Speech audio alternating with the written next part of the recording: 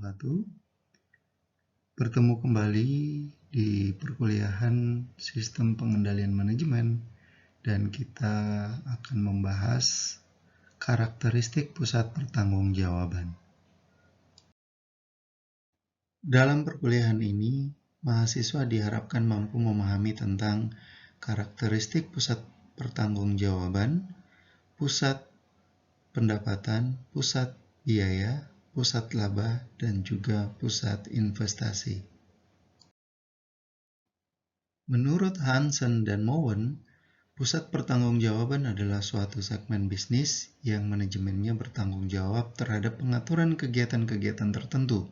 Sedangkan Robert Anthony dan Vijay menyatakan bahwa pusat pertanggungjawaban adalah merupakan organisasi yang dipimpin oleh seorang manajer yang bertanggung jawab terhadap aktivitas yang dilakukan.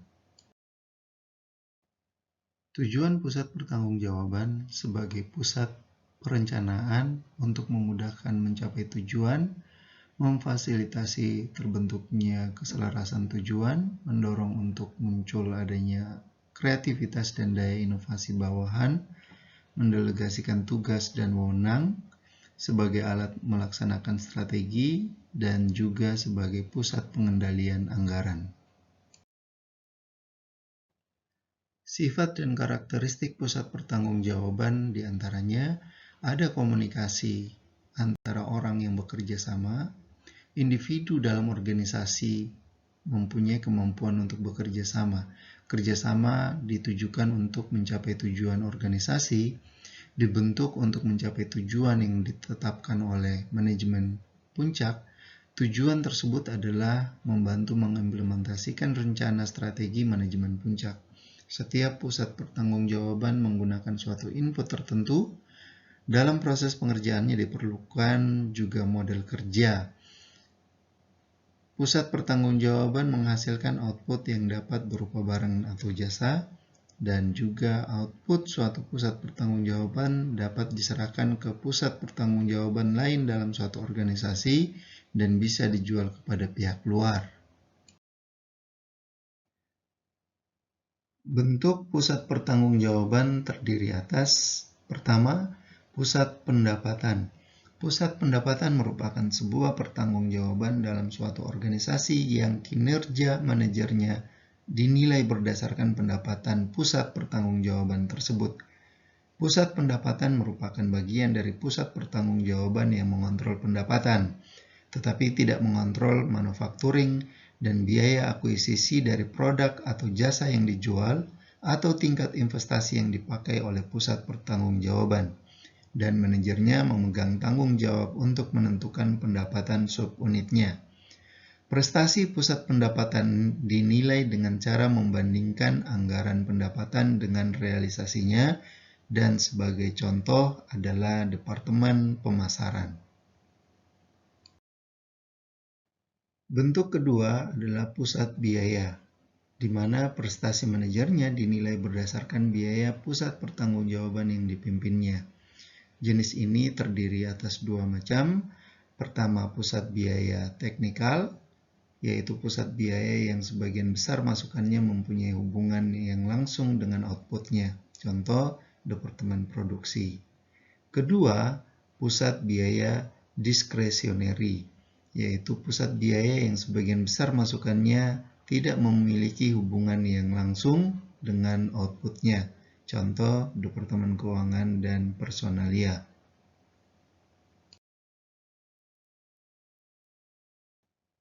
Bentuk pertanggungjawaban yang ketiga adalah pusat laba. Pusat laba merupakan pusat pertanggungjawaban di mana kinerja finansialnya diukur dalam ruang lingkup laba, yaitu selisih antara pendapatan dan pengeluaran. Pusat laba atau profit center merupakan pusat pertanggungjawaban yang memiliki kewenangan untuk mengendalikan biaya-biaya dan menghasilkan pendapatan, tetapi tidak memiliki kewenangan untuk mengambil keputusan tentang investasi. Pusat laba hanya bertanggung jawab pada tingkat laba yang harus dicapai, misalnya pimpinan anak perusahaan atau manajer divisi yang tidak diberi hak untuk mengambil keputusan tentang investasi.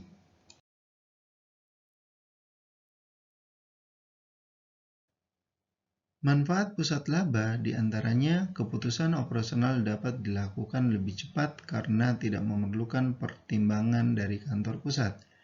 Manajemen kantor pusat bebas dari urusan operasional rutin. Kesadaran laba lebih meningkat pada manajer pusat laba. Manajer pusat laba lebih bebas berkreasi, memudahkan kantor pusat untuk memperoleh informasi profitabilitas dari komponen produk-produk perusahaan, juga untuk meningkatkan kinerja bersaing karena outputnya siap pakai atau jelas dan sangat responsif terhadap tekanan.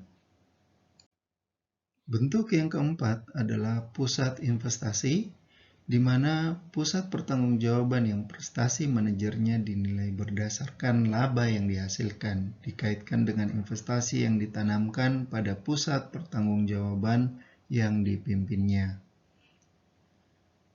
Dari contoh, kita bisa melihat bahwa antara divisi A dan divisi B, meskipun laba divisi B lebih besar daripada divisi A, tetapi divisi A mempunyai rasio laba atas investasi yang lebih tinggi dari divisi B. Adapun penilaian pusat investasi berdasarkan dua pendekatan. Yang pertama, return on investment atau ROI, dan yang kedua, residual income atau RI.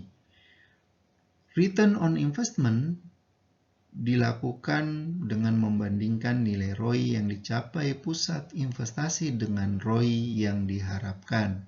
Sedangkan residual income dinilai berdasarkan laba dikurangi biaya modal.